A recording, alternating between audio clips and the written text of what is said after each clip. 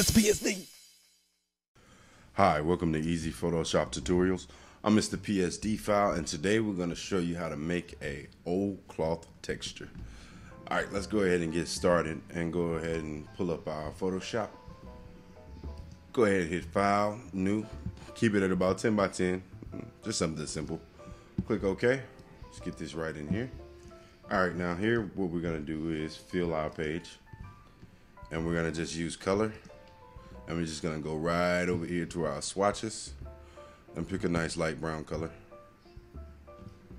Actually, let's go one shade darker and hit OK. All right. Okay, from here what we're gonna do is add a little noise, and we're gonna disturb the piece. And we're gonna leave it at about 40% because we don't want to bring the whole neighborhood down. Click OK. And also we're gonna go back to filters, and then we're gonna hit blur, and we're gonna go to motion blur, and we're gonna leave it at about right here, the angle at 0, and click OK.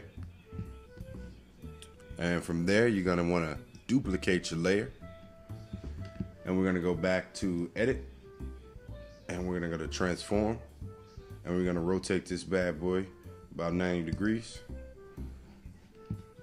And then from there, we're gonna go over to our blend options, and we're gonna click multiply. Now this is just something really quick. You can see already what it's done. And if you wanna add a little bit more filling to it, go ahead and grab your burn tool, get it at a nice size, play around with the exposure, shadows, whatever, highlights, midtones. Just play around with it, see what you come up with. We're just gonna keep it as shadows. We're just gonna run across it.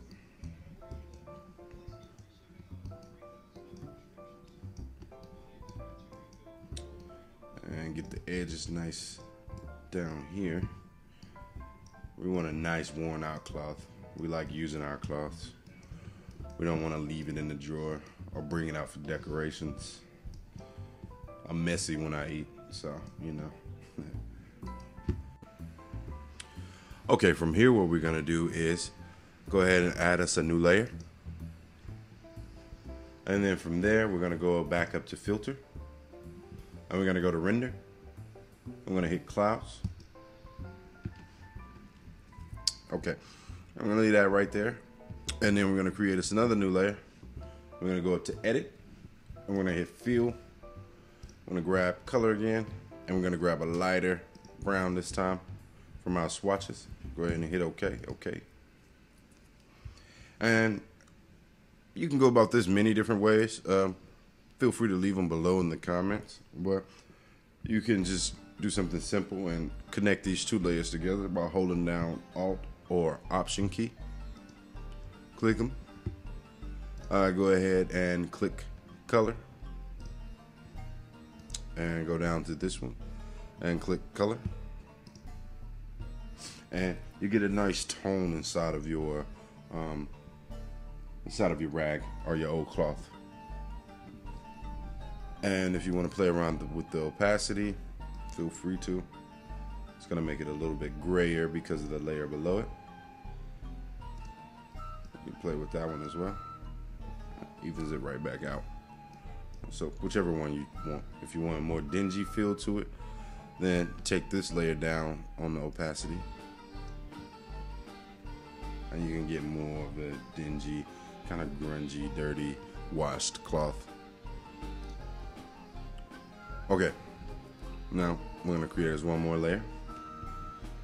I'm gonna go in here and we're gonna go to our brush tool, and we're gonna have a nice stain on our cloth here.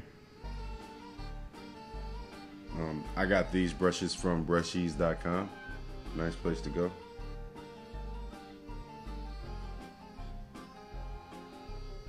And we're just gonna get a couple quick splatters here. Let's bring our brush size down. All right, click. get a couple more.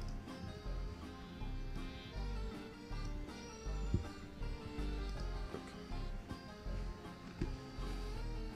And let's get a nice and nasty one. Let's see what this one is. Yeah. Alright. Okay, so that's enough for right now. Now from here, what we're gonna do is we're just gonna play around with the brushes, and we're just gonna double click, go into our layer style, and you can play around with all of these different things in here. I think really too many is gonna do too much. Don't really recommend using that one, but the gradient one is pretty good. You can go to gradient, you can play around with the different ones, see what kind it makes. Let's go with this one. This person was wiping up some paint or something and got a perfect gradient with it. That's amazing. All right, you can go linear, radial, reflected. Let's leave it with reflected. All right, and you can change the angle.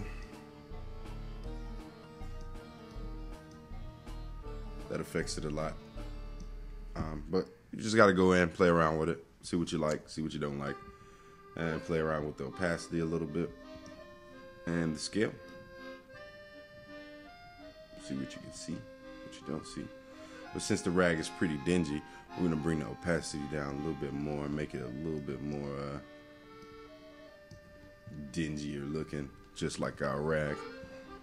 And click OK. And as you can see, the brushes or the stains are actually sitting a little on top of the rag. So that's because we have that as a top layer. And you can move this down, around, and play around with it to get it right inside of it. Or you can actually feel what's going on with the stains. And if you want to mess around with the blending options, go ahead and see what it does. Overlay. Does nothing. Let's go with color dodge, maybe. I don't know. Nah, not really too much. Look more like a bleach stain now. You can lighten.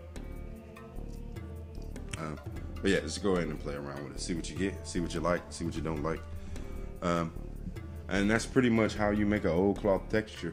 Now you can use these textures for multiple things. You can use it for character design, for maybe some clothing. You can use it for text. You can save this as a pattern and load it in your text and use it to cover up your text and give your text a different feel and create your own type of text. You can use it for multiple things, just as a background, for design. You can just go in and play around with it. But that's pretty much the basis on what you can do with this, and have fun with it. I'm MrPSDfile, and this has been a tutorial on how to make an old cloth texture. Please rate, comment, and subscribe.